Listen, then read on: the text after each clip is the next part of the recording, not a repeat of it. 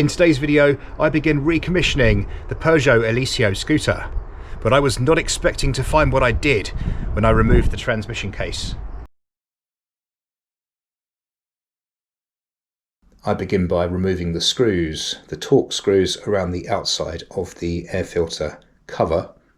There are some across the top and across the bottom.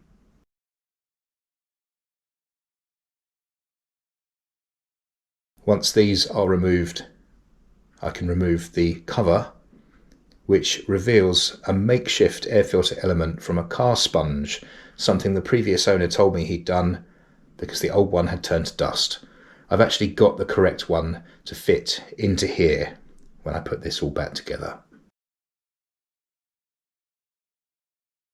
Next, I loosen the 10mm bolt that holds this filter housing to the transmission casing.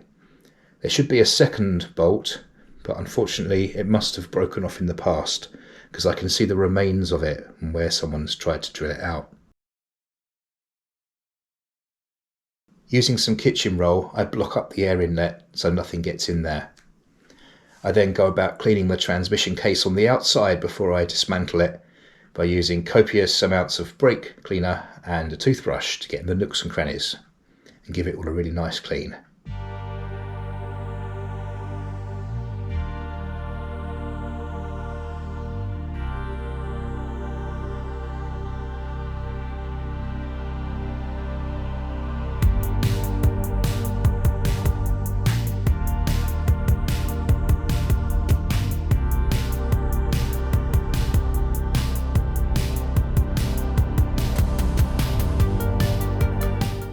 There's a whole set of 8mm headed bolts around the perimeter of the transmission cover. I loosen and remove these.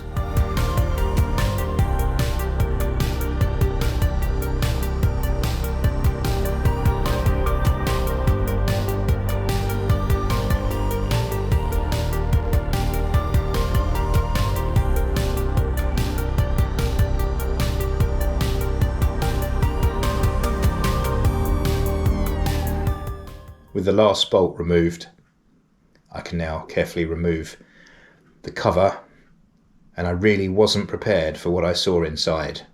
The variator outer pulley has so many teeth missing. It was worse than a trip to Hastings.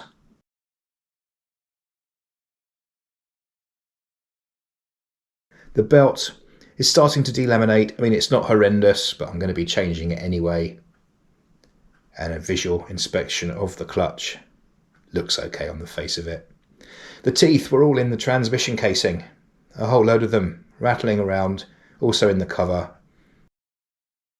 I removed the starter bendix. I've got a new one of those to fit, and using a special tool to lock up that variator pulley and a jack to put extra pressure on it, I then loosen that center nut, and then I can remove the pulley once I've removed the special tool.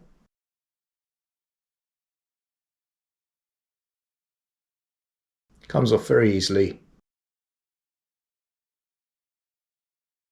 Once again, we can look at this awful mess. Belt comes off easily, along with the variator. And it's now time to clean inside this casing. Lots of dust, mainly from the belt, because as it wears, the little particles have nowhere else to go other than settle inside here. And that's what they've done.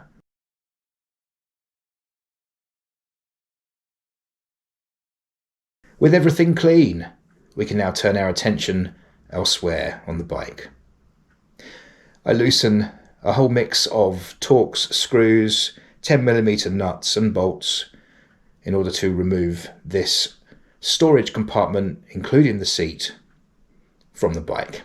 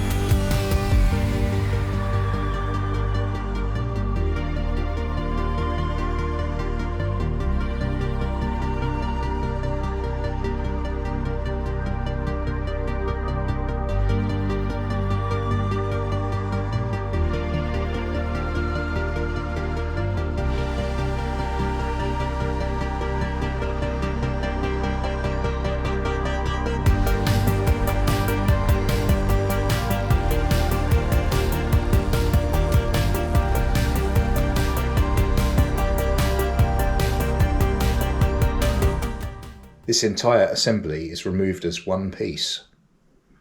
And I then retrieve a little kind of splash guard for the wheel. Now we see the mighty power plant, all 100 cc's of it, remove the plug cap, and then I can go about removing this spark plug.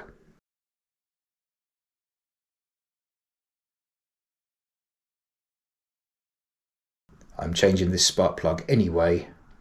Doesn't look that old, to be honest. I then refit the spark plug, the new one, and just to the right there you can see a filter, an inline filter, and this is a filter for the two-stroke oil. I've got a new one coming from the Netherlands, it's right there.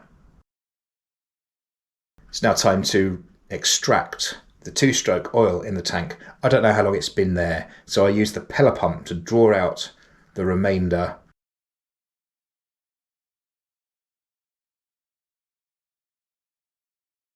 And you know when it's all out of there because it starts making a gurgling sound. Like that. I refill with some lovely fresh Castrol two-stroke scooter oil.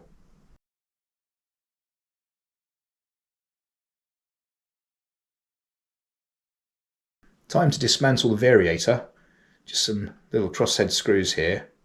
A little bit tricky to get this apart, just takes a little bit of manipulation.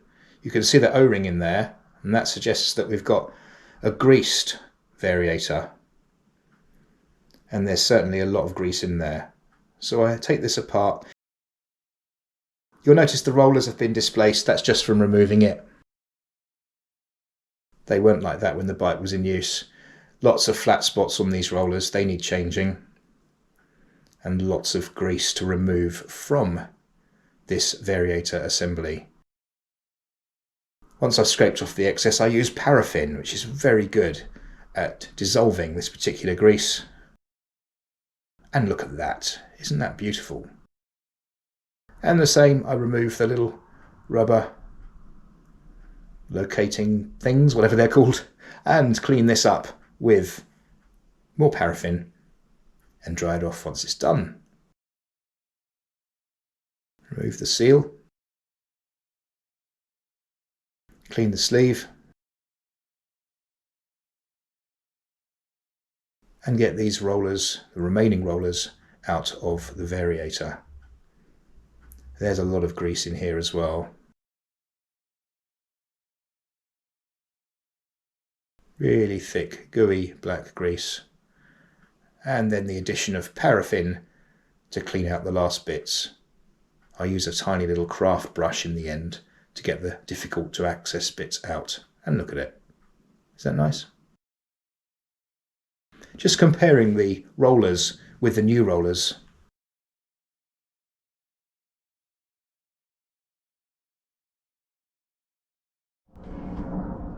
So this is going to have to be it for this video. I need to source a new pulley here because of these missing teeth. I also need to look into these rollers because I'm a bit concerned that the ones I've got, the replacements, might be a different size. They're 19mm, these are 18. This is the greased setup because it's got this O-ring. I also need to work out whether or not I do need to grease the correct rollers once they're in there, or if I'm going to assemble this as a dry setup. As some people will just say, let the rollers do their own thing without grease, because they do move freely as they're designed to. So we'll leave this here, and I'll see you again in the next one.